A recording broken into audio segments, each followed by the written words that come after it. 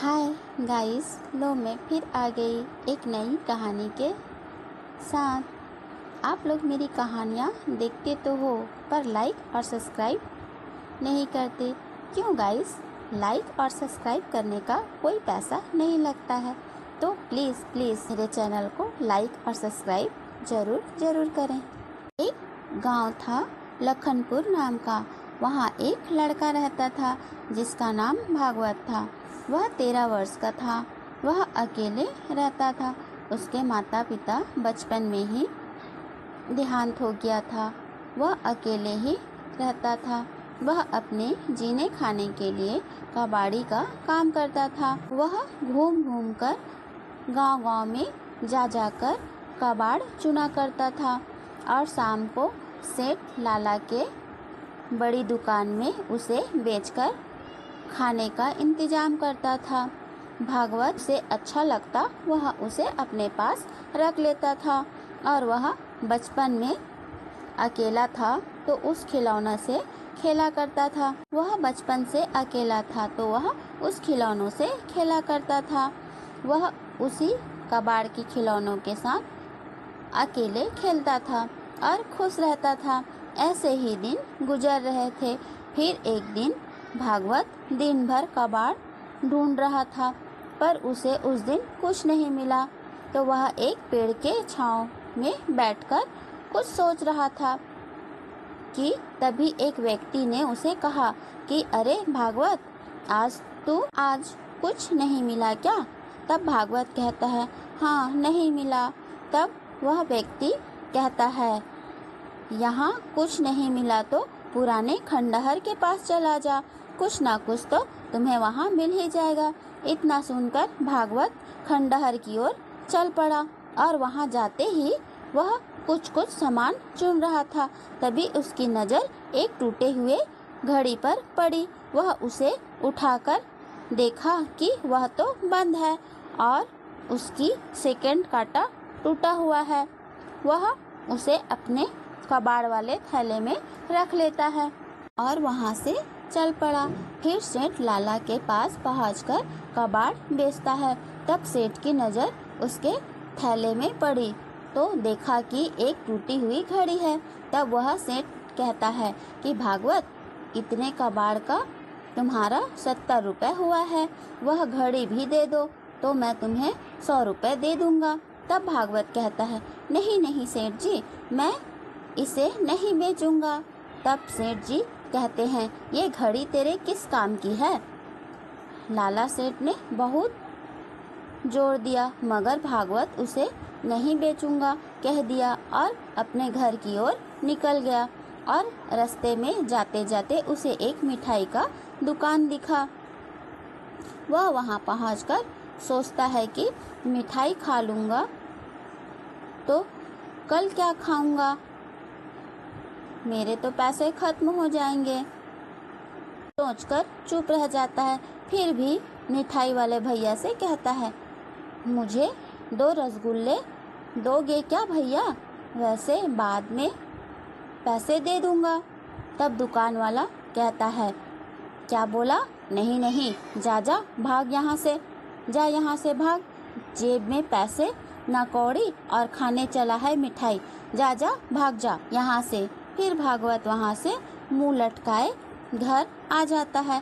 फिर वह घड़ी को साफ करके अपने दीवार में लटकाते हुए कहता है, देखो मेरे प्यारी घड़ी, तुम्हें मैं हमेशा अपने आँखों के सामने रखूँगा, कहकर दीवार में लटका देता है। फिर अपने बिस्तर पर लेटे लेटे अपनी घड़ी से बात करता है, जानते हो मेरी प्यारी घड़ी, मैं कल और ज़्यादा मेहनत करूँगा और तुम्हें ठीक कर दूँगा।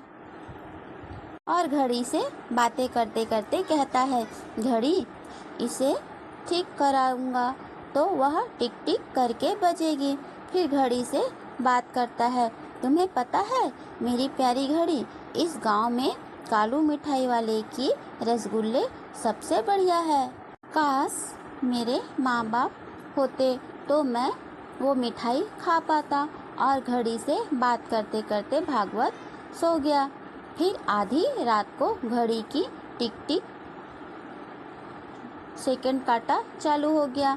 फिर वह टिक टिक करके चलने लगा और देखते ही देखते भागवत के मेज पर रसगुल्ले का एक बॉल वहाँ आ गया। अगली सुबह जब भागवत अपने बिस्तर से सोकर उठा तो देखता है कि मेज पर कितने सारे रसगुल्ले रखे हैं। वह सोच में पड़ जाता है कि इतने सारे रसगुल्ले कहाँ से आए। फिर मन में सोचता है कि हो सकता है कि कालू मिठाई वाले को मुझ पर दया आ गई होगी और वह रसगुल्ले रात को दे गया होगा, क्योंकि मैंने तो कल उससे रसगुल्ले जो मांगे थे। ठीक है, अब इसे खा लेता हूँ, फिर बाद में उसे धन्यवाद कर दूँगा और खाकर अपने काम पर चल पड़ता है। फिर रास्ते में कालू मिठाई वाले का दुकान में जाकर उसे धन्यवाद देता है कि कल रात के रसगुल्ले के लिए आपका धन्यवाद। कालू भैया उसकी बातें सुनकर कालू गुस्सा हो जाता है और उसे एक थप्पड़ मार देता है और कहता है, तुम्हारी इतनी हिम्मत कि कालू मिठाई वाले का रसगुल्ला चुराया, और उसे भगा देता है। शाम को भागवत घर लौटा रोज की तरह खाली हाथ और घर पहुंचकर बातें करता है अपने मन में कि पता नहीं हर कोई मुझे क्यों मारते रहते हैं, पता नहीं कि मैंने किसी का क्या बिगाड़ा है। मेरी प्यारी घड़ी, मैं तुमसे भी क्या बात करूं, तुम भी तो कुछ नहीं बोलती, काश तुम बात कर सकती। तभी घड़ी की टिक टिक की आवाज़ आने लगी। तब भागवत उसे देख के चौंक गया और कहता है, मेरी प्यारी घड़ी, अब तुम मुझे सुनने लगी हो, तो काश तुम बोल भी पाती तो हम दोनों ढेर सारी बातें करते। तभी घड़ी से आवाज़ आती है, हाँ भागवत, मैं सुन रहा हूँ, बोलो तुम्हें क्या बात करनी है। यह सुनकर भागवत डर जाता है, कौन है, कौन बोल रहा है। तभी घड़ी कहती है, भागवत डरो मत, मैं तुम्हारी प्यारी घड़ी बोल रहा हूँ। अरे अरे, कहीं मैं सपना तो नहीं देख रहा हूँ। हाँ, ये सपना ही हो सकता है।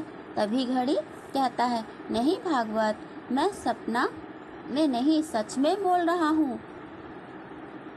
मैं कोई मामूली घड़ी नहीं हूँ, मैं परीलोक से आया हूँ।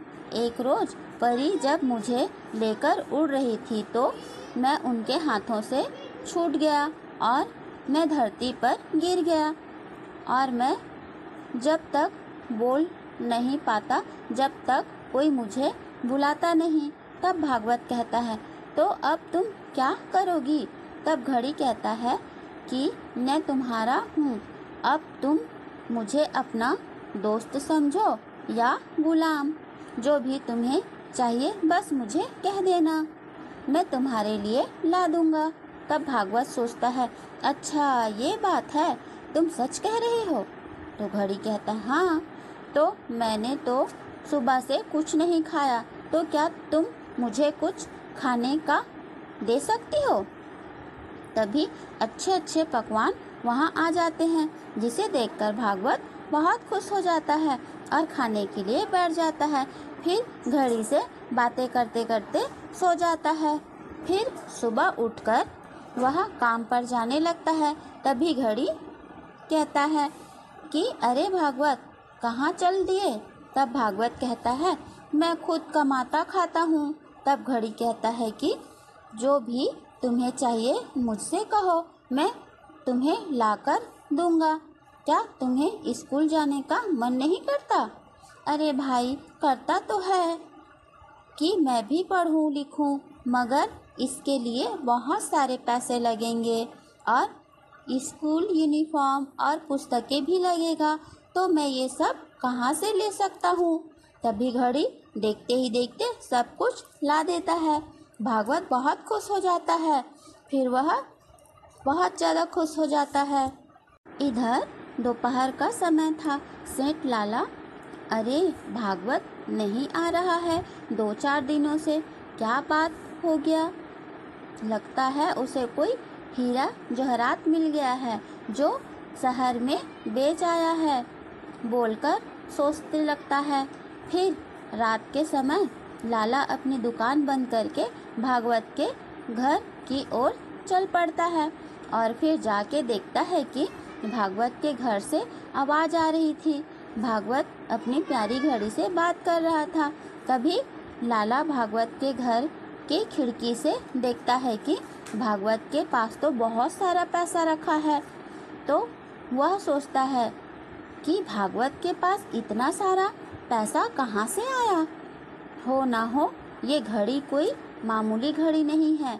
फिर भागवत के सोते ही वह लाला घर में घुस जाता है और घड़ी को चुरा के ले जाता है और घड़ी से कहता है कि ए घड़ी, मैं इस गांव का सबसे अमीर आदमी बनना चाहता हूँ। पर घड़ी से कोई आवाज़ नहीं आती।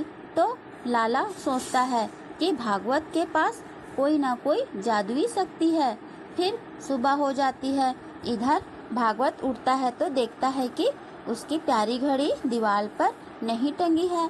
फिर सोचता है कि घड़ी कहीं मुझसे नाराज़ तो नहीं हो गई कि मैंने उससे इतना सारा चीज़ लिया और कहीं चली गई। लगता है हो सकता है वह वहीं चली गई हो जहाँ मुझे पहली बार मिली थी।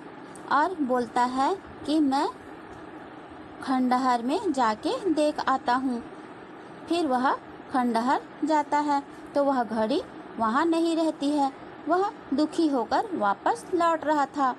तभी उसे लाला सेठ का दुकान मिल गया तो वह वहाँ चले जाता है और लाला से कहता है, सेठ जी मुझे पानी पिला दोगे क्या?